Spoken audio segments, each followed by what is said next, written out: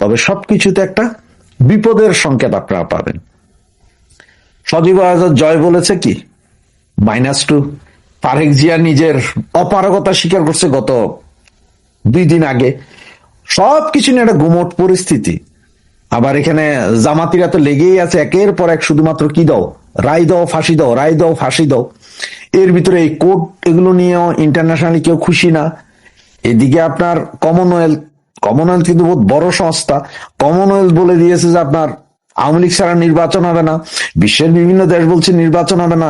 খলিল সাহেবের under pant ছাড়া লুঙ্গি পরে দৌড়াদৌড়ি, এই দেশ ওই দেশ।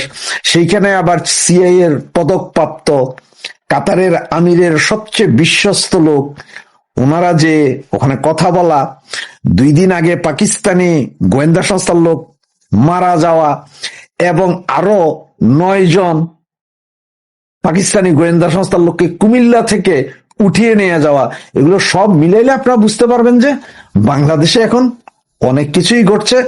অনেক কিছু আমরা দেখতে পাচ্ছি, অনেক কিছু দেখতে পাচ্ছি না। ওই যে বলে একটা ডিপ স্টেটের খেলা বলেছিলেন, আমরা বলছিলাম ডিপ স্টেট, সব দেশেরই ডিপ স্টেট আছে। আর ডিপ স্টেটের খেলাটা এমন যে আপনি ঘটনা সত্য, প্রমাণ নাই, আপনি প্রমাণ করতে পারবেন না।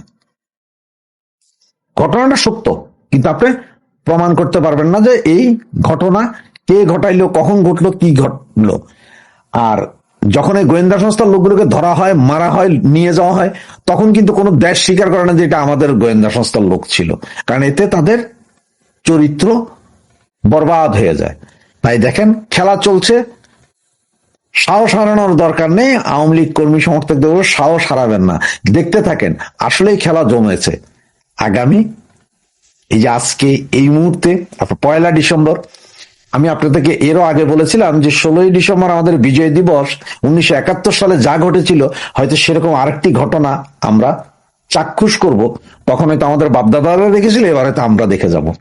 এবং তারেক রহমানের উনি ভবিষ্যতে প্রধানমন্ত্রী হলে, নেতা হলে কোন ধরনের একটা চরিত্র হবেন সেটা কিন্তু ওই সময় কিন্তু গড়ে উঠছিল। হ্যাঁ, এই জায়গাটা যদি আমরা খেয়াল না করি, আমরা কিন্তু আজকে তারেক রহমানের যে তারেক রহমানকে নিয়ে সারা দেশে, বাংলাদেশে যে হাস্যরসের উদ্ভব হচ্ছে, মানুষ যে টিকা টিপ্পনি কাটছে, এটা কিন্তু তারেক রহমানের ওই ওই ওই জায়গাটা না দেখলে আমরা বুঝতে পারবো না।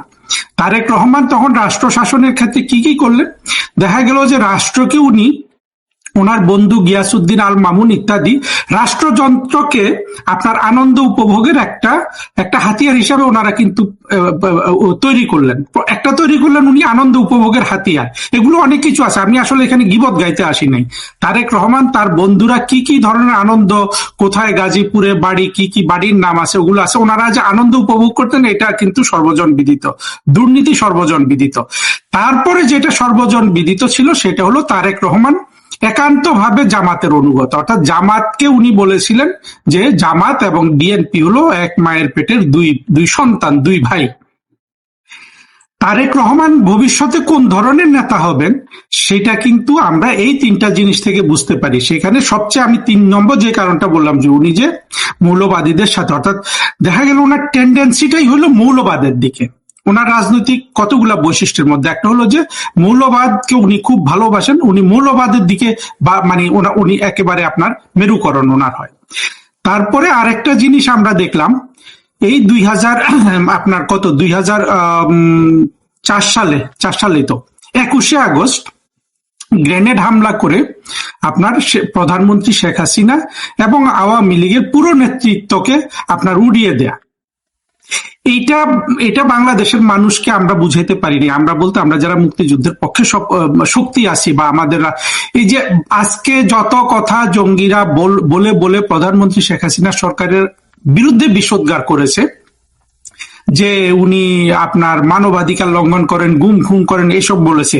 কিন্তু আপনি যদি শুধু 2004 সালের 21শে আগস্টের সেই গ্রেনেড হামলা, এই গ্রেনেড হামলার নারকীয়তা, এর ভয়াবহতা এবং এর যে ডিজাইন, অর্থাৎ পুরো আওয়ামী লীগ নেতৃত্বকে উড়িয়ে দেওয়া, শেখ হাসিনাকে উড়িয়ে দেওয়া, এইটার যে অপরাধের মাত্রা একটা জাতীয় জীবনে, হ্যাঁ, এই অপরাধের মাত্রা যদি আপনি হিসাব করেন, প্রধানমন্ত্রী শেখ হাসিনার 16 বছরের শাসনামলে যা কিছু হয়েছে একেবারে সবগুলো যদি আপনি এক পাল্লায় দেন, হ্যাঁ, আর 21শে আগস্টের অপরাধটাকে যদি আপনি এক পাল্লায় দেন, এই 21শে আগস্টের এই তারেক রহমান বিএনপির এবং জঙ্গিদের অপরাধটা যদি 1 কেজি হয়, প্রধানমন্ত্রী শেখ হাসিনা সরকারের যত অপরাধ আমরা কল্পনা করি জঙ্গিরা প্রচার করে এবং মানুষকে বিশ্বাস করানো হয়েছে তা 1 তোলা হবে না। বাংলাদেশের ইতিহাসে এই 21শে আগস্ট গ্রেনেড হামলা আপনার সব ধরনের সম্ভাবনাকে নাকচ করে দেয়। আপনি দেখেন প্রধানমন্ত্রী শেখ হাসিনা একেবারে আইন কানুন মেনে একটা তত্ত্বাবধায়ক সরকারের হাতে ক্ষমতা দিয়ে এসেছেন। ক্ষমতা এসে তারেক রহমানরা কি প্ল্যান করলো যে আওয়ামী লীগকে উড়িয়ে দিতে হবে। তারপরে তারা আরেকটা বুদ্ধি করলো কি, এতেও তারা সন্তুষ্ট হলো না। প্রধানমন্ত্রী শেখ হাসিনাকে একদিকে প্রধানমন্ত্রী শেখ হাসিনাকে উড়িয়ে দেওয়া, আওয়ামী লীগের নেতৃবৃন্দকে উড়িয়ে দেওয়া, আরেকটা অপরাধ করে বসলো যেটা বাংলাদেশের ইতিহাসে একেবারে এর কনসিকুয়েন্স খুবই ডিপ রুটেড হয়ে গেছে, অর্থাৎ আপনার খুবই বড় হয়ে গেছে। সেটা হলো বিচারপতিদের বয়স বাড়িয়ে আপনার হাসান নামে একজন দক্ষিণপন্থী, লোকটাকে ভালো বলে, আমি খারাপ বলতে যাব না, অর্থাৎ দক্ষিণপন্থী এক বিচারপতি যে 1984-82 সালে আপনার বিএনপি সদস্য ছিল, তাকে আপনার তত্ত্বাবধায়ক সরকারের প্রধান করার জন্য তারেক রহমানরা অর্থাৎ বিএনপি এই কাজটা করলেন।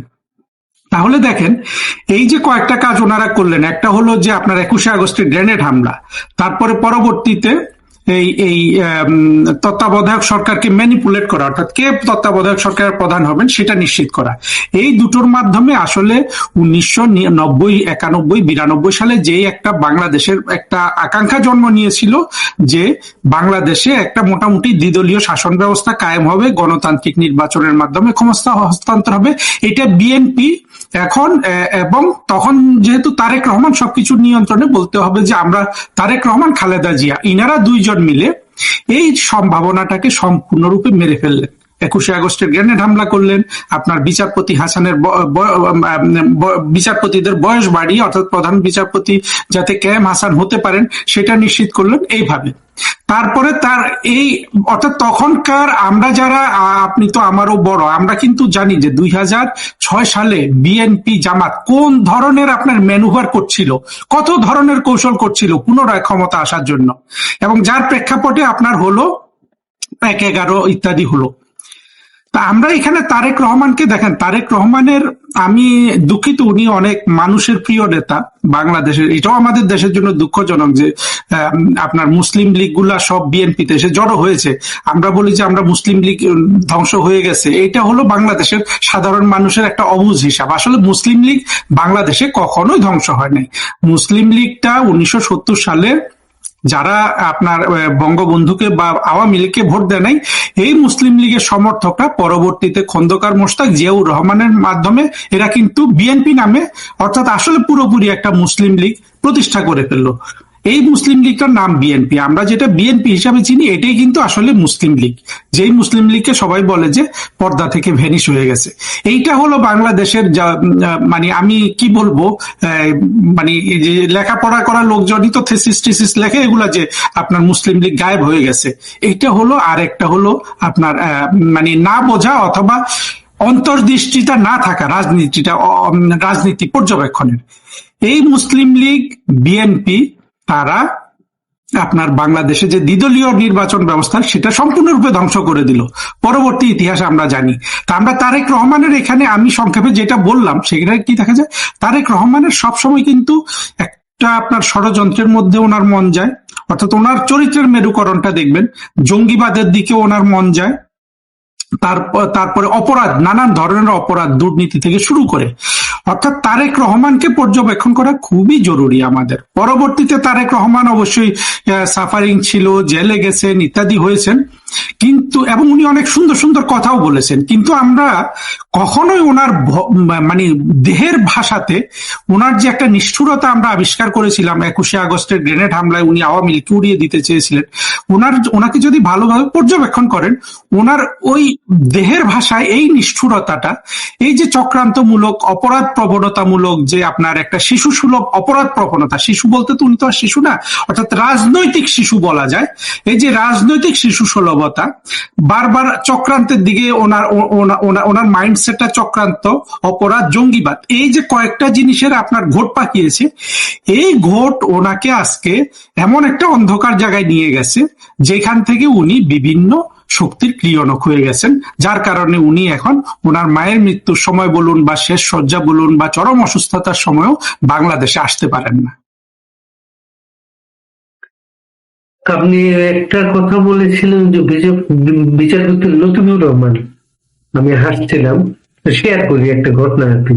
বিচারপতি লতিফুর রহমান যখন প্রধান বিচারপতি, তো আওয়ামী লীগ ক্ষমতায়, ইনক্লাবে বাংলাদেশের জাতীয় সঙ্গীত পেরোডি করে একটা পেরোডি ছাপা হলো, সেটা তখন তার বিরুদ্ধে রাষ্ট্রদ্রোহ মামলা হয়েছিল এবং ইনক্লাবের সম্পাদক জামিনের জন্য হাইকোর্টে এসে আশ্রয় নিয়েছেন। রাত হয়ে গেছে, তখন ওনার জামিনের ব্যবস্থা করতে হবে।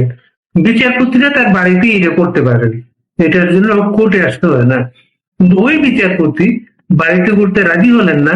তার বাড়িতে একটা 6 তলা ভবন উঠছিল, ওইটা উনি, সাংবাদিকরা ওই বাড়িতে গেলে দেখে ফেলবে, উনি কোর্টে আসতে চাইলেন। উনার গাড়ির ড্রাইভার নেই। উনি প্রধান বিচারপতি লতিফুর রহমানকে বললেন, মওদুদ সাহেব গাড়ি পাঠিয়েছেন, আমি ওই গাড়িতে আসবো। মওদুদ সাহেব আসামি পক্ষের উকিল। লতিফুর রহমান বললেন ওনার গাড়িতেই আসেন। বিচারপতি আসামি পক্ষের গাড়িতে এসে হাইকোর্টে এসে ইনক্লাব সম্পাদককে জামিন দিলেন। এই ধরনের দৃষ্টান্ত কিন্তু ওনারা আগেই করছিলেন। মানে কোন ধরনের নৈতিকতা তার মধ্যে ছিল না, আসলে নৈতিকতাও ছিল না এবং জঙ্গিবাদের প্রতি আচ্ছন্ন একটা লোক ছিল, এগুলাই ছিল না সেটা। এখন যে পরিস্থিতি বাংলাদেশের, আপনার মনে কোন দিকে যাচ্ছে বাংলাদেশ? বাংলাদেশের সমূহ ক্ষতি 2024 সালে হয়ে গেছে। আপনার এমন একটা ক্ষতি হয়েছে, বাংলাদেশের তথাকথিত শিক্ষিত, অশিক্ষিত, মূর্খ, আপনার জঙ্গি, তারপরে আপনার বাম দল বিভিন্ন, তারপরে বিভিন্ন সেকুলার এবং সুশীল নামের লোকগুলা সবাই মিলে আপনার এই জামাত এবং হেফাজত এবং হিজবুত তাহরির, এরা যে ষড়যন্ত্রটা করলো, এদের সাথে যোগ দিল। সেই যোগ দেওয়াতে সবচেয়ে বড় মাসেল, অর্থাৎ ভাড়াটে সৈনিক হিসাবে খাটলো হলো বিএনপি, বড় আশা করে যে তাড়াতাড়ি ক্ষমতায় চলে আসবে।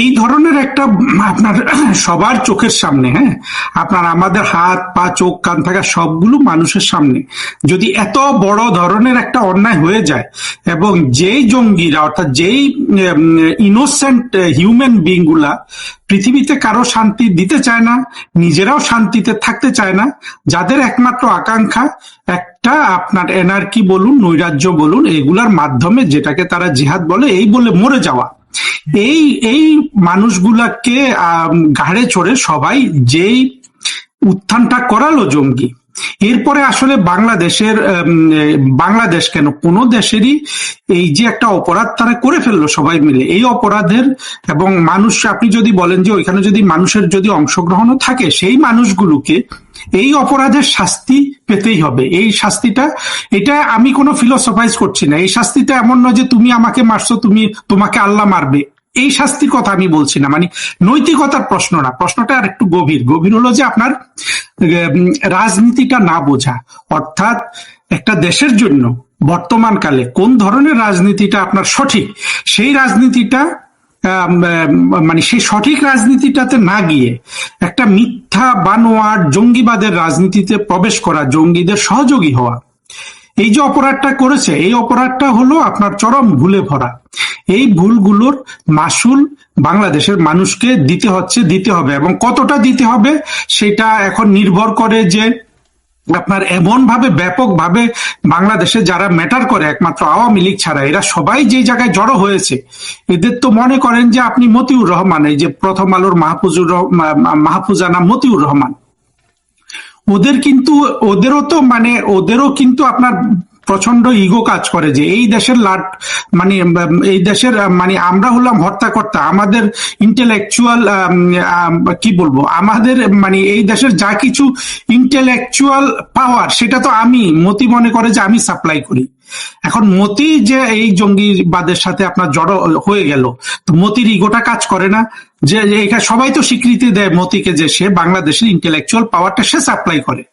তাহলে সে চাইবে যে এই জঙ্গিবাদে সে যেভাবে দেখতে চাইছিল সেটা আরো কিছুদিন যাক। মাহফুজা নাম চাইবে বা দেবপ্রিয়রা চাইবে, আর সবার আগে ইউনুস চাইবে। ইউনুস তো ইউনুস অবশ্যই যে অপরাধ করে ফেলেছে সেটার তো আপনার কি বলবো, তার চেয়ে অনেক লক্ষ ভাগের 1 ভাগ অপরাধ করে মানুষ গণপিটুনির শিকার হয়। তো ইউনুস জানে না এগুলো। তো এদের সবার যে ইগোটা আপনার বাংলাদেশকে কোন জায়গায় কোথায় গিয়ে নিবে, আমার ধারণা সামনে 1-2 মাসে অনেক কিছু পরিষ্কার হয়ে যাবে। তবে আখেরে অর্থাৎ এই যে আপনার যে অপরাধটা এরা সবাই মিলে করলো, এই অপরাধের সেই সাজাটা আমরাও ভোগ করছি, আমরা তো সবচেয়ে বেশি ভোগ করছি, কিন্তু চূড়ান্ত সাজাটা ওদেরকেই ভোগ করতে হবে। এবং এই নৈরাজ্যের সময়টা চলে গেলে আমি মনে করি বাংলাদেশ খুব ভালো দিকে যাবে এবং চিরতরে এই নৈরাজ্যকারীরা, বিশেষ করে 1971 সালের পরাজিত শক্তিরা, এইবারে আমরা যদি বিশেষ করে আওয়ামী লীগ যদি একটু মাথা খাটিয়ে যদি সামনের দিকে এগোয়, এরা এবারে যেভাবে পড়বে, যে শাস্তি ওরা পাবে, যেভাবে ওরা ধ্বংস হবে, তারপর এরা কিন্তু আর কখনো মাথা তুলে দাঁড়াতে পারবে না। এবং এই স্টেকটা ওদের, এবং অপরচুনিটিটা হলো আওয়ামী লীগের। আওয়ামী লীগ সেটাকে যদি ভালোভাবে ক্যাপিটালাইজ করতে পারে তাহলে রাষ্ট্র তাড়াতাড়ি মুক্ত হবে। আর যদি তাদের এইটা ক্যাপিটালাইজ করাতে যদি আপনার প্রজ্ঞার কিছুটা ঘাটতি থাকে, তাহলে বাংলাদেশ মুক্ত হতে একটু সময় লাগবে। আপনার প্রস্তাবটা কি আওয়ামী লীগের উদ্দেশ্যে? আমার প্রস্তাব হলো আওয়ামী লীগকে মূলে ফিরে যেতে হবে। সেটা আমি একেবারে শুরু থেকে বলছি। আওয়ামী লীগ হয়তো অনেক ধরনের পরীক্ষা নিরীক্ষা করেছে, কিন্তু আমরা দেখেছি জাতির পিতাকে জঙ্গিরা মেরেছে, অর্থাৎ 1971 সালের পরাজিত শক্তিরা মেরেছে। আমাদের জন্য দেখেন, এটা জঙ্গিদের জন্য খুবই বড় শক্তি যে বাংলাদেশের 1971 সালের যারা স্বাধীনতা বিরোধী, এরা দৈবক্রমে অর্থাৎ কাকতালীয় ভাবে এরা জঙ্গি, অর্থাৎ এরা মৌলবাদী জঙ্গি এবং স্বাধীনতা বিরোধী। আপনার একটা রাষ্ট্রে তো স্বাধীনতা বিরোধী হওয়াটাই একটা অপরাধ। কাকতালীয় ভাবে এরা হয়ে গেছে জঙ্গি। তো দুটো হওয়াতে, জঙ্গি হওয়াতে জঙ্গিদের একটা ইনহেরেন্ট আপনার ক্যাপাসিটি আছে। যখন কেউ যদি মরে যেতে চায়, যে কোনো জায়গায় গিয়ে আমি একটা ট্রাক উড়িয়ে দিব, আমি একটা বোমা উড়িয়ে দিব, এই শক্তিটাকে তো আপনার মার্কিন যুক্তরাষ্ট্র ভয় পায়, আপনার রাশিয়া ভয় পায়, চীন ভয় পায়, পৃথিবীর সবাই কিন্তু ভয় পায়। এটা শুধু আমরা যে ভয় পাই তাই না। তো এই শক্তিটা ওদের সাথে জড়ো হয়েছে, তাহলে ওখানে আপনার ডাবল ক্রাইম এখানে জড়িত হয়ে গেছে বাংলাদেশের স্বাধীনতা বিরোধীদের মধ্যে। একটা হলো তারা স্বাধীনতা বিরোধী, আর একটা হলো তারা কমন ক্রিমিনাল অর্থাৎ জঙ্গিবাদ। এই জিনিসটাকে মোকাবেলা করতে হলে আওয়ামী লীগকে যে জায়গাটায় ফিরে যেতে হবে, যে বঙ্গবন্ধুকে এরা মেরেছে, আপনার প্রধানমন্ত্রী শেখ হাসিনাকে আপনার ক্ষমতা থেকে উচ্ছেদ করেছে সম্পূর্ণরূপে মিথ্যা অপবাদ দিয়ে। ফলে আমাদের মুক্তিযুদ্ধের চেতনায় আমাদেরকে দৃঢ় থাকতে হবে এবং জঙ্গিবাদের বিরুদ্ধে আপনার সর্বোচ্চ প্রজ্ঞা নিয়ে আওয়ামী লীগকে এগিয়ে যেতে হবে। এই জন্য জঙ্গিবাদকে বুঝতে হবে, জঙ্গিবাদ কেন হয়। এবং দেখেন, এটা আওয়ামী লীগের জন্য খুবই সোজা যদি আওয়ামী লীগ একটু মাথা খাটিয়ে যায়। কারণ হলো এই স্বাধীনতা বিরোধী জঙ্গিবাদ যারা, এই জঙ্গি মৌলবাদী, পৃথিবীতে এদের আসলে কোনো প্রকৃত বন্ধু নাই। এরা এক ধরনের ভাড়াটিয়া। আজকে হয়তো এদেরকে আপনার ইউনুস ব্যবহার করবে, মার্কিন যুক্তরাষ্ট্র ব্যবহার করবে, পাকিস্তান ব্যবহার করবে, কিন্তু কেউ এদেরকে বন্ধুরূপে গ্রহণ করবে না। কিন্তু আমাদের মুক্তিযুদ্ধের চেতনায় আমাদের যে আদর্শ, যে আপনার ধর্মনিরপেক্ষতা, অসাম্প্রদায়িকতা, প্লুরালিজম, ইনক্লুসিভ, আমাদের এটা হলো সারা পৃথিবীর স্রোতের সাথে আপনার মগ্ন একটা আদর্শ। এইটাকেই যদি আওয়ামী লীগ মনে করে যে আমার কম্পাস, অর্থাৎ আমার ভবিষ্যতে পথ চলার কম্পাস হলো আমার এই ধর্ম নিরপেক্ষ আদর্শ, আমার অসাম্প্রদায়িক আদর্শ, আমার মুক্তিযুদ্ধের আদর্শ, এইটার পাথরে, এই কোষ্ঠী পাথরে আমার সবকিছু যাচাই হবে। আর এই কোষ্ঠী পাথরে যে টিকবে সে আওয়ামী লীগের নেতা থাকবে, এই কোষ্ঠী পাথরে যে টিকবে না সে আওয়ামী লীগের নেতা থাকবে না। এই আদর্শের মধ্যে যে কৌশল পড়বে না সেই কৌশল আমি করব না, এই আদর্শের মধ্যে যে কৌশল পড়বে সেই কৌশল আমি করব। দীর্ঘমেয়াদে, স্বল্প মেয়াদে যদি এই পথে আওয়ামী লীগ থাকে, আওয়ামী লীগের ভবিষ্যৎ বিজয়, আওয়ামী লীগের বিজয়টা এমনিতে হবে। অর্থাৎ আপনার এখানে আওয়ামী লীগের বড় সুবিধাটা হয়ে গেছে কি, সুবিধা এবং এটা তার দুর্বলতাটাকে তাকে সঞ্চয় করতেও সহযোগিতা করছে। অর্থাৎ এই যে জঙ্গিরা আপনার এক জায়গায় জড়ো হয়ে গেল বাংলাদেশের, এই নেগেটিভ শক্তিটা কিন্তু এমনিতেই পতন ঘটবে, এটা আপনি চাইলেও পতন ঘটবে, না চাইলেও পতন ঘটবে। সুতরাং এটা আওয়ামী লীগের জন্য এক ধরনের সুবিধা, কিন্তু আবার আওয়ামী লীগের দুর্বলতাগুলো কাটিয়ে ওঠার ক্ষেত্রে এই যে তাদের এই সুবিধাটা হয়তো এক ধরনের আপনার ঋণাত্মক নিয়ামক হিসাবে কাজ করে আর কি। আওয়ামী লীগকে সর্বোচ্চ প্রজ্ঞা এবং সতর্কতার এবং মুক্তিযুদ্ধের চেতনা এবং আপনার ভবিষ্যৎমুখী চেতনার বাইরে যাওয়াটা ঠিক হবে না। এটার মধ্যে থেকে তারা কাজ করলে তারা দ্রুত সাফল্য পাবে।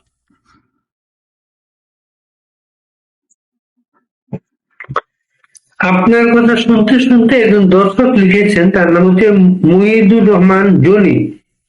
অনেক আগেই বলেছি, আওয়ামী লীগের নেতা কর্মী সমর্থকদের বেশিরভাগই শত্রুর সাথে যেটা করা দরকার সেটা করে বন্ধুর সঙ্গে, আর বন্ধুর সঙ্গে যেটা করা দরকার সেটা করে শত্রুর সঙ্গে। ফলাফল হিসেবে সুসময় পায় কিছু দুধের মাছি, কিন্তু দুঃসময়ের প্রথম দিকে কোনো বন্ধু খুঁজে পায় না। পরবর্তীতে প্রিয় দলের দুরবস্থা দেখে দলকে প্রকৃতপক্ষে ভালোবাসা সাধারণ কর্মীরা সোচ্চার হয় এবং দলের সুসময় ফিরিয়ে আনে। তখন আবার সেই একই ঘটনা পুনরাবৃত্তি হয়, দুধের মাছিরা এসে ভিড় করে, যেগুলো আপনি বলেন ভিতরে। জি না, উনি যেটা বলছেন এটা তো আসলে আমরা যদি 1972 সাল থেকে আমরা যদি দেখি, এই কথাগুলোর তো সত্যতা আছে। তবে আমার ধারণা বর্তমানে আওয়ামী লীগ নেতৃত্ব, যেহেতু প্রধানমন্ত্রী শেখ হাসিনাকে আল্লাহ বাঁচিয়ে রেখেছে, উনি তো ত্রিকাল দর্শন করেছেন, তাই না? এবং আমি দৃঢ়ভাবে বিশ্বাস করি উনি এবার অতীতের আর আসলে এগুলো ভুল নয়। আমি যে জিনিসটা বলতে চাই, প্রধানমন্ত্রী শেখ হাসিনা বলুন, বঙ্গবন্ধু বলুন, তারা যে ধরনের বাংলাদেশটা তৈরি করতে চেয়েছিলেন সবাইকে নিয়ে, এমনকি স্বাধীনতা বিরোধীদেরকেও বঙ্গবন্ধু তো মানে মানবতা বিরোধী অপরাধ যারা করে নাই, বাকি স্বাধীনতা বিরোধীদের উনি একটা সাধারণ ক্ষমা দিয়েছিলেন। কিন্তু এই মানবতা সাধারণ ক্ষমতা উনি যাদেরকে দিয়েছিলেন, এটা যদি মৌলবাদী জঙ্গিবাদী গোষ্ঠী না হতো তাহলে কিন্তু ওরা ভালো হয়ে যেত। কিন্তু ওরা তো মনে মনে ওই মানবতা বিরোধী অপরাধটা করতে চায়, ফলে বঙ্গবন্ধুর ওই জায়গাটায় ওই ক্ষমাটাকে ওরা ওদের যেভাবে নিয়ে বঙ্গবন্ধুকে মেরে ফেললো। প্রধানমন্ত্রী শেখ হাসিনার ক্ষেত্রে এটা আমরা গত 24 সালের আগস্টের পর থেকে দেখেছি না, এই মৌলবাদী শক্তি কত ভয়ানক হতে পারে, কত নিষ্ঠুর হতে পারে। এবং আমরা তারেক রহমানের 21 আগস্টের গ্রেনেড হামলা দেখেছি না। আওয়ামী লীগের নেতারা, কর্মীরা, আওয়ামী লীগের সরকার কখনো কি এই ধরনের তাণ্ডব, এই ধরনের ভয়াবহ কখনো বাংলাদেশে কায়েম করেছিল? করে নাই। তারা যে জায়গায় ব্যর্থ হয়েছে সেটা হলো এই যে পিনাকি বলেন, ইলিয়াস বলেন, এদেরকে নিয়ে এবং ভারত বিরোধিতা একটা জজবা তুলে, একটা মিথ্যা জিকির তুলে, হাজার হাজার মিথ্যা কথা বলে বাংলাদেশের মানুষের যে মগজ ধোলাই করেছে, এই মগজ ধোলাইয়ের বিরুদ্ধে আওয়ামী লীগ সরকার কোনো প্রতিষেধকটা দেখাতে পারেনি, যেটা আসলে অত্যন্ত দুঃখজনক। এবং ভবিষ্যতে যাতে এই ধরনের আর কিছু না হয়। আর আপনার জঙ্গিরা সবসময় কিন্তু ক্রিয়েটিভ, ওরা এই একটা বদ্ধ জায়গা যেখানে আসলে ক্রিয়েটিভিটির কোনো সুবিধা নাই, কিন্তু ধ্বংসের ক্ষেত্রে এরা যত ধরনের ক্রিয়েটিভ জিনিস আবিষ্কার করে সেই সম্পর্কে সবসময় আসলে সচেতন থাকা দরকার। এবং ওরা 5 হাত গেলে 10 হাত সামনে গিয়ে ওদেরকে যাতে ধ্বংস করে দেওয়া যায়, সেইভাবে আপনার সব ধরনের কলা কৌশল রপ্ত করা দরকার এবং বের করা দরকার। সৈকত হাসান বলে আরেকজন লিখেছেন, আওয়ামী লীগ তার সংবিধানের মূল 4 নীতি থেকে সরে গেছে, এ ব্যাপারে আপনার পরামর্শ কি? সংবিধানের মূল 4 নীতির মধ্যে আপনার তখনকার সময়ের সাথে এখনকার একটু জিনিসটা আপনার একটু পার্থক্য আছে। দেখুন, আমাদের সংবিধানে যে 4টা জিনিস বলা হয়েছিল, জাতীয়তাবাদ, গণতন্ত্র, ধর্মনিরপেক্ষতা, সমাজতন্ত্র। আপনি সমাজতন্ত্র নানান ভাবে আমরা দেখেছি। একটা হলো যে সমাজতন্ত্রের একটা আপনার খুবই আপনার চরম পর্যায়ে আছে, যেটা আপনার সোভিয়েত রাশিয়া বা এই কিছু কিছু দেশে কায়েম হয়েছিল, ওটা আসলে কার্যকর কিছু না। আবার আমরা এখন যদি অস্ট্রেলিয়া আপনার দেশ বা আরো কিছু দেশ দেখি, তারা এক ধরনের দুটোর মাঝামাঝি একটা পদ্ধতিতে চলে, অর্থাৎ এক ধরনের আপনার কল্যাণ রাষ্ট্র, আরেক দিক থেকে গণতান্ত্রিক এবং পুঁজিবাদী ব্যবস্থা। এটাই বর্তমানে টেকসই মনে হয়। তারপরে আপনার জাতীয়তাবাদ আছে, আর গণতন্ত্র, ধর্মনিরপেক্ষতা। আমাদের এই যে চারটা কথাকে আপনি যদি একটা কথায় যদি বলতে চান, যেটাতে সবকিছু আছে, সেটা হলো কিন্তু ধর্মনিরপেক্ষতা। আপনি গণতন্ত্র কিন্তু, আমরা এই জিনিসটা আওয়ামী লীগের মূল প্রবলেমটা হলো কি জানেন, তারা রাস্তা ঠিক আছে, কিন্তু রাস্তাটাকে তারা মুখের বাণীতে প্রকাশ করতে পারে না। এটা আমি কোথাও দেখি না। এমনকি আমি যে এই প্রধানমন্ত্রী শেখ হাসিনার বর্তমানে যে ইন্টারন্যাশনাল এক্সপোজার, সেখানেও কিন্তু ওই জায়গাটা আমরা হিট করতে পারছি না, যে আমরা যে আপনার একটা সঠিক রাস্তায় আছি, আমরা যে এই যুদ্ধটা বাংলাদেশে, এই যে জঙ্গি মৌলবাদী শ্রেণী, এদের বিরুদ্ধে যুদ্ধ করে বাংলাদেশটাকে বঙ্গবন্ধু প্রতিষ্ঠা করেছিলেন। হ্যাঁ, এই ন্যারেটিভটাকে দাঁড় করানো খুবই দরকার। সেই জায়গায় আপনার এই ন্যারেটিভটা, আমি প্রশ্নটা ভুলে গেছি, আর একটু রিপিট করবেন? আমি আওয়ামী লীগ মূল নীতি থেকে সরে গেছে। বুঝতে পেরেছি। মূলনীতি, ওই যে ৭২ সংবিধানে যে 4টা মূলনীতির কথা বলা হয়েছে, আপনার 4টা মূলনীতির মধ্যে একমাত্র ধর্মনিরপেক্ষতার মধ্যে সবগুলি আছে। অর্থাৎ আপনার এখানে গণতন্ত্র আছে, আপনি যদি ধর্মনিরপেক্ষতা বাদ দিয়ে গণতন্ত্র বলেন, সেখানে কিন্তু গণতন্ত্র নেই। অর্থাৎ অসাম্প্রদায়িকতা এবং ধর্মনিরপেক্ষতা, এটা হলো পৃথিবীর স্রোত। এইটাতে সব ধরনের আপনার ওই ৭২ সংবিধানের ওই 4টা মূলনীতিকে যদি এক শব্দে বলতে হয়, ওটা বলতে হবে ধর্মনিরপেক্ষতা। ওইটাকে আওয়ামী লীগের আঁকড়ে ধরে থাকতে হবে। এবং আওয়ামী লীগের নেতৃত্বের মধ্যে যেটা দেখা গেছে আগে, যেটা আমরা দেখেছি, যে তারা বাংলাদেশের অর্থাৎ এত বিপুল পরিমাণে মুসলিম শ্রেণী, যারা আপনার এই জঙ্গিদের দেয়া তথ্য মতে বেহেশতে যেতে চায়, বেহেশতে যাওয়াটাই তো আসলে মূল জিনিস, যে পৃথিবীর যাবতীয় অপরাধ করেও তারেক মনোয়ার বা আপনার এই যে কাজী ইব্রাহিম যেভাবে বলবে, সেভাবে তারা বেহেশতে চলে যাবে। এই বিশ্বাসটা থেকে তাদেরকে সরিয়ে আনার জন্য আসলে আমি মনে করি এটা খুবই সম্ভব। কারণ বর্তমানে এই টাউট বাটপার অপরাধীগুলা এত ধরনের মিথ্যা কথা বলেছে, এমন ইসলামকে ওরা এতভাবে ব্যবহার করেছে, সেই জায়গা থেকে সরিয়ে এনে আমরা যদি অন্যান্য দেশের দিকে তাকাই, সেই দেশের মানুষগুলো কিভাবে একভাবে আপনার ধর্মনিরপেক্ষতা হলো কম্পাস, তারপরে এর মধ্যে কিভাবে বৃহত্তর মুসলিম জনগোষ্ঠীকে অ্যাকোমোডেট করে, এবং যাদের সহজে বেহেশতে যাওয়ার রাস্তা আছে, চায় খুব মনে প্রাণে, সেই বেহেশতে যাওয়ার জন্য তাদের একটা ভালো পথ দেখিয়ে দেয়া। এই ভালো পথ দেখিয়ে দিতে পারলে ওরা সহজে আপনার এই জামাত, শিবির, হেফাজতের কাছ থেকে ফিরে আসবে। এবং এটার জন্য এটা পরিশ্রমের ব্যাপার, চিন্তার ব্যাপার, পড়াশোনার ব্যাপার, সবই আছে, কিন্তু এটা খুবই সম্ভব। এবং বাংলাদেশের আওয়ামী লীগের জন্য এই রাস্তাটাই আপনার নিতে হবে। কারণ হলো এই রাস্তাতেই তো সৌদি আরবের মুসলমানগুলো এখন বেহেশতে যাচ্ছে, মিশরের মুসলমানগুলো বেহেশতে যাচ্ছে, শুধু বাংলাদেশের মুসলমানগুলোকে জামাতের তরিকায় বেহেশতে যেতে হবে, এটা কি যৌক্তিক হতে পারে? আর জামাতের তরিকায় কিভাবে ওরা বেহেশতে যাবে? এত বড় বড় ক্রিমিনাল ওইখানে, সারাদিন ওরা মিথ্যা কথা বলে, মানুষের সাথে সব ধরনের প্রতারণা করে, তারপরে তারা বেহেশতে চলে যাবে? আমরা তাদেরকে তার চেয়ে ভালো পথ দেখাইতে পারি। এই দুই জায়গায় আপনার অ্যাকোমোডেট করতে হবে। অতীতে যেটা হয়েছে, ধর্মনিরপেক্ষতা আওয়ামী লীগের ডিসকোর্সে থাকলেও এই বেহেশতে যেতে চাওয়া সহজ পথে, এই মানুষগুলোকে বেহেশতের কোনো রাস্তা দেখাতে না পারা, অর্থাৎ আওয়ামী লীগও জামাতের চোখে রাস্তাটা দেখেছে, জামাত তো জামাতের চোখে দেখেছে। এই জায়গায় এসে আওয়ামী লীগ আপনার তাদের কাছে কৌশলে হেরে গেছে। তারা যদি অতীত আগে থেকেই বিকল্প রাস্তাটা বের করতো, যে আমাদেরও রাস্তা আছে তোমাদের বেহেশতে যাওয়ার জন্য, এবং আমাদের রাস্তাটা অনেক বেশি সঠিক, আমাদের রাস্তাটা অনেক বেশি কার্যকর, এবং আমাদের এই রাস্তায় সঠতা নাই, প্রতারণা নাই, জঙ্গিবাদ নাই, এবং আমাদের এই রাস্তায় খুন খারাপি, কেয়স কিচ্ছু নেই। মানুষ যদি বুঝতে পারে যে সে বেহেশতে যাবেই তার রাস্তায়, সে এইদিকে ফিরে আসবে। সে কেন জামাতের সারাক্ষণ, আপনি দেখেন না বাড়ি ভাই, আজকে দেখেন ফরাদ মজার, জামাতের যারা আপনার এই জঙ্গিরা, পিনাকি, এরা কে দেখেন, অদ্ভুত ব্যাপার। এইখানে এদেরকে তো এখন মানে এরা যে সত্যিকারে এরা এই পথে যে গণমানুষ যে বেহেশতে যাবে না, এটা তো এখানে বোঝা যায়। দেখেন, একটা হিন্দু, একটা নাস্তিক, হ্যাঁ, কতগুলা নাস্তিক ওইখানে একত্র হয়েছে। ওই যে শহীদ যে ছবি তোলে যে ছেলেটা, ওই যে বুড়াটা, হ্যাঁ, এ তো নাস্তিক। দেখেন, এই নাস্তিক গুলা, কাজী ইব্রাহিম, ফরাদ মজার, আপনি দেখেন, আমাদের অত্যন্ত দুর্ভাগ্য, অধ্যাপক জাফর ইকবাল জীবনে কখনো ইসলামের বিরুদ্ধে একটা কথা না বলে, নবীর বিরুদ্ধে একটা কথা না বলে, জঙ্গি গেছে কিন্তু তাকে পেছন থেকে আপনার কোপ দিয়ে মেরে ফেলতে। ফরাদ মজারের কত কবিতা আছে, সেখানে নবীকে অপমান করছে, বিবি খাদিজাকে অপমান, তাকে কিন্তু সাতেমে রাসূল করতে কেউ যায় না।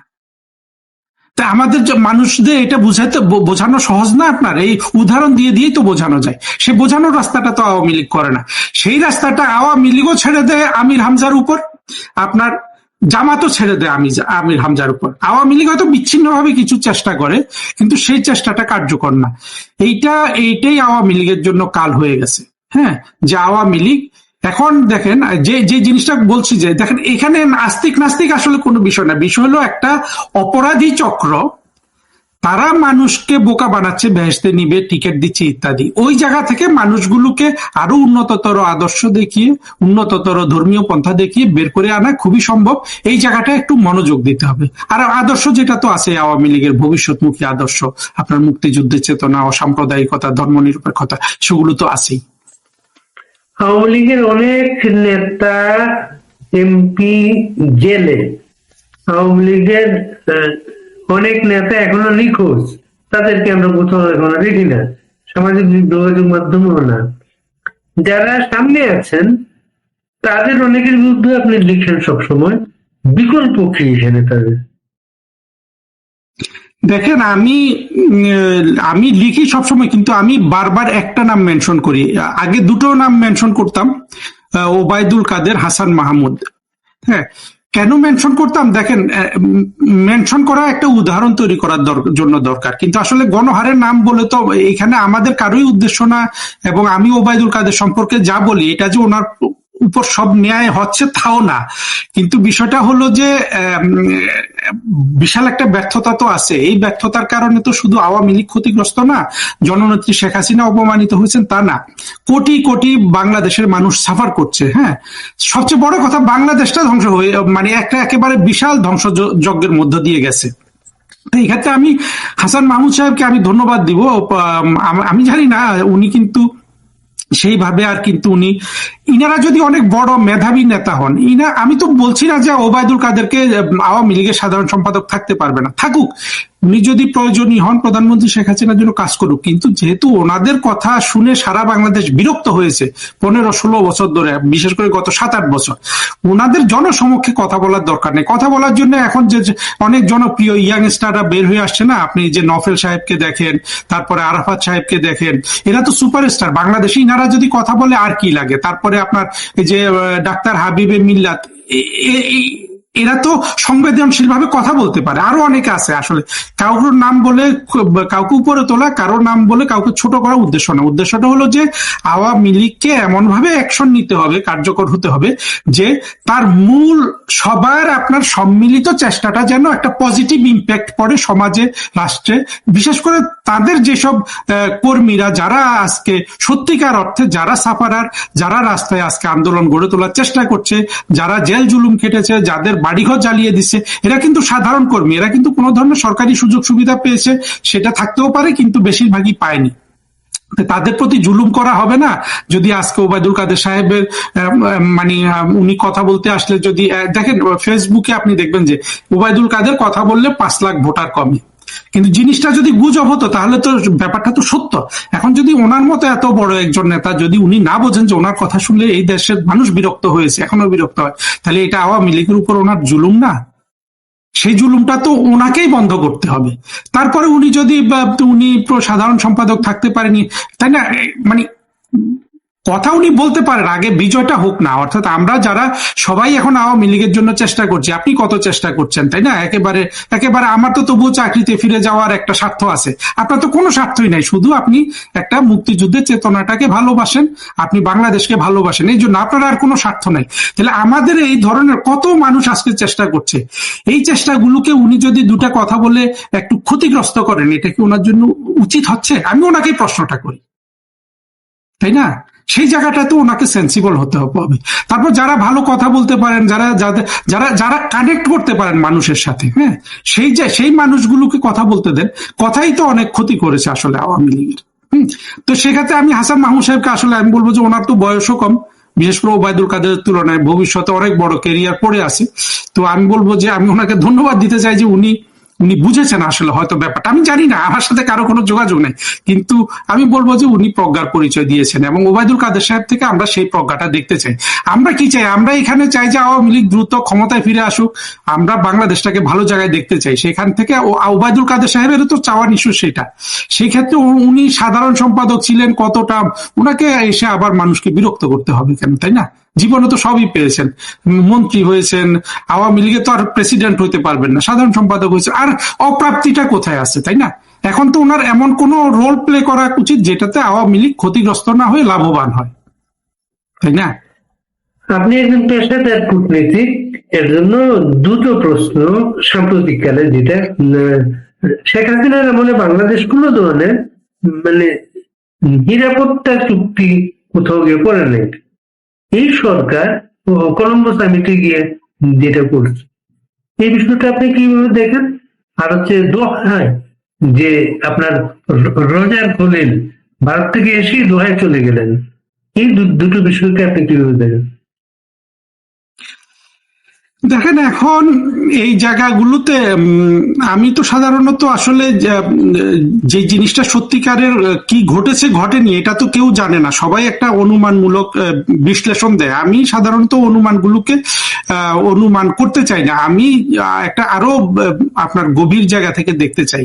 প্রধানমন্ত্রী শেখ হাসিনা যে কূটনীতি ছিল, অর্থাৎ রাষ্ট্রনায়ক হিসাবে আমাদের জানেন কি, বাংলাদেশের এই যে একটা বৈপরীত্য, এই যে একটা সঠতা, দেখেন একটা যেই সরকার প্রধান মানুষকে ভালোবাসে, দেশকে ভালোবাসে, সেই সরকার প্রধানের বিরুদ্ধে জঙ্গিরা গিয়ে কিছু মানুষকে নিয়ে সেই সরকারটাকে ফেলে দিল, এমন একজনকে এনে সরকারে বসালো। এবং জঙ্গিরা এই কথাগুলো অনেক বলেছে, আসলে রিপিট হয়ে যায়, যে লোকের আসলে দেশপ্রেমের কোনো ইয়ে নাই। আপনি দেখেন বন্দর দিচ্ছে, ইয়ে দিচ্ছে, তার কেউ কি তাকে সমর্থন করছে না। সত্যিকারে এটা বাংলাদেশের মানুষের উপর একটা প্রাকৃতিক বিচারও, তারা মিথ্যা অপবাদ দিয়ে দিয়ে মিথ্যা কথা শুনে কোনো ধরনের যাচাই বাছাই না করে, হ্যাঁ, শেখ হাসিনা সরকারের বিরুদ্ধে যেভাবে গেল, ঠিক দেখেন ওই জিনিসগুলা ঘটলো, যে অপবাদগুলা শেখ হাসিনাকে দিত, শেখ হাসিনা যেটা একটাও করেনি, হ্যাঁ, সেই জিনিসগুলো এসে ইউনুস করলো। দেশ বিক্রি বলতে যা যা করা লাগে, দেশের আপনার সব ধরনের স্বার্থ বিরোধী কাজ করতে যা যা করা লাগে, সবকিছু কিন্তু ইউনুস করলো। অর্থাৎ ওই লোকগুলা, এটা যদি আপনি নৈতিকতার দিক থেকে বলতে পারেন, এটা আল্লাহর বিচার, যে তোমরা একটা ইনোসেন্ট নেতাকে বা ইনোসেন্ট প্রধানমন্ত্রীকে এইভাবে অপবাদ দিয়েছ। দেখো 2 দিন পরে, অর্থাৎ গত 14 মাসে সব যত অপরাধের কথা বলে, মিথ্যা কথা বলে শেখ হাসিনা সরকারকে ফেলে দিল, সবগুলো অপরাধ ইউনুস করলো। আর সেখানে দেখেন সবগুলা কিন্তু বিদেশি নাগরিক। ইউনুস হয়তো 7-8 দেশের নাগরিক, ইউনুস তো কখনো বাংলাদেশি পাসপোর্টে ভিজিটও করতো, মানে তার ট্রাভেল করতো আপনার বিদেশি। রোজার খলিল বিদেশি নাগরিক, এরা এখন হয়তো বাংলাদেশি পাসপোর্ট ব্যবহার করে, কিন্তু ওইখানে তো আপনার সরকার প্রধান হয়ে গেলে তো বাংলাদেশি পাসপোর্ট তার 2 মিনিটে চলে আসে, কিন্তু আবার যখন পালিয়ে যাবে, আবার বিদেশি পাসপোর্ট নিয়ে পালিয়ে যাবে। এটা বাংলাদেশের মানুষের জন্য একটা ভালো শিক্ষা। তবে এদেরকে যখন আমরা বিচার করব, বিচারের সময় এই প্রশ্নগুলোর ভালো করে সম্মুখীন করলে, যে বা আপনি যেগুলা বললেন, যত ধরনের গোপন চুক্তি করছে, যত ধরনের রাষ্ট্রবিরোধী কার্যক্রম করছে, এইগুলা ভালোভাবে এই লোকগুলা যখন আপনার ধরা পড়বে, গ্রেপ্তার হবে, ভবিষ্যতে তো হবে কোনো না কোনো সময়, পালিয়ে গেলে এদের অর্থাৎ এদের অনুপস্থিতিতে বিচার হবে। এই বিচারের সময় সবকিছু কিন্তু দালিলিক ভাবে আদালতের মাধ্যমে দায়বদ্ধ, মানে লিপিবদ্ধ করা দরকার ভবিষ্যতে। কারণ পৃথিবীর ইতিহাসে কোথাও আমি পড়িও নাই, এবং আমার যে বয়স বা আমরা দেখি নাই যে এইভাবে আপনার সত্যিকার অর্থে স্বাধীনতা বিরোধী জঙ্গি, রাষ্ট্রবিরোধী অপরাধীরা একটা রাষ্ট্রকে এত সহজে দখল করে ফেলতে পারে। এই জিনিসটা কিন্তু আমরা কোথাও দেখিনি। ফলে এটাকে সেভাবে ট্রিট করে, সেভাবে গুরুত্ব দিয়ে এই ইতিহাসটা বাংলাদেশের ভবিষ্যৎ প্রজন্মের জন্য লিপিবদ্ধ করতে হবে। প্রধান উপদেষ্টা প্রেস সচিব বলেছেন যে স্বরাষ্ট্রমন্ত্রী আসাদুজ্জামান কামালকে দিয়ে ভারত থেকে নিয়ে আসা শুরু হবে আওয়ামী লীগ নেতাদের আর কি। এরপরই আজকে আবার পররাষ্ট্র উপদেষ্টা বলেছেন আসাদুজ্জামান কামালের কোনো অবস্থা নিয়ে আমরা জানি না এবং এই ব্যাপারে তিনি অবহিত না। কি বলবেন স্যার? বাড়ি ভাই, এই ডাস্টবিনের কথাও বলতে হয় আমাদেরকে। এটা আমাদের জন্য, আসলে আপনার জন্য লজ্জাজনক, আমার জন্য লজ্জাজনক যে এই ডাস্টবিন ছেলেটাকে নিয়ে আমাদের কথা বলতে হয়। কথা এখানে যেটা, আমি শুধু আপনার দর্শকদের স্মরণ করিয়ে দিব যে ওই 24-এ যারাই জড়ো হয়েছে এগুলা একদিক থেকে জঙ্গি, আর নিয়ে এসে টাউট বাটপার। এটাও কিন্তু আপনার একটা মানে মাইন্ড সায়েন্স, মানে সায়েন্স অফ মাইন্ড, মানে মন যে বিজ্ঞানে চলে সেই বিজ্ঞান যারা পড়াশোনা করে, আমি কিছু করেছি, আমি এটা খুব ভালো বুঝি। আপনার সবসময় লাইক মাইন্ডেড মানুষগুলো জড়ো হয়। এই পুরো জিনিসটা যেহেতু একটা জোচ্চুরি হয়েছে, একটা ষড়যন্ত্র, হ্যাঁ, টাউট বাটপার, একজন মরে যাচ্ছে, 50 জন মরে গেছে বলে বলা হয়েছে, এখনো বিচার করছে, কিন্তু কতজন মারা গেছে এরা কিন্তু কখনো পিন পয়েন্ট করে নাই। কেউ এখনো 1,500 বলে। আসলে আমার ধারণা